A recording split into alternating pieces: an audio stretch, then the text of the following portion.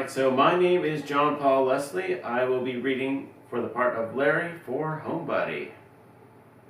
And I have my computer screen in front of me and I've got my keyboard in my hand. I will go ahead and read down the screen here, and I will start at the introduction restaurant night.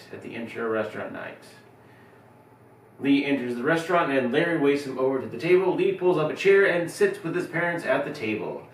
Lee says, "Sorry, hope I'm not late." Larry, "No, you're fine. We just got here. Order you a glass of wine."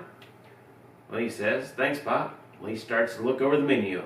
Tisha, feeling better after? Tish, can we? Lee says, "No, really, it's okay. I know you didn't. I'm okay. Really, I am." Lee returns to the menu. Larry, "Okay." Tisha, "They have a really delicious calamari here. We were thinking of getting that to start." Lee, yeah, that sounds really good. But I was thinking." Larry, "We're selling the house." Lee freezes, the menu still up in front of his face. Lee slowly lowers it down and places it on the table. Lee, "You're selling?"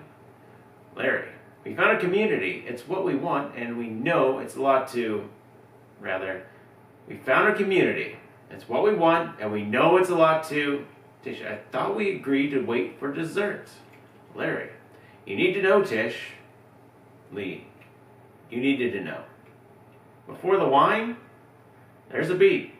Larry, realizing his haste. Larry, "Yeah, okay. Should have waited a bit longer."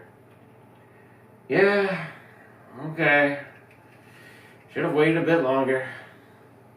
He rubs his face and breathes out in frustration before sitting back. Lee says, "How long do I have to find a place?"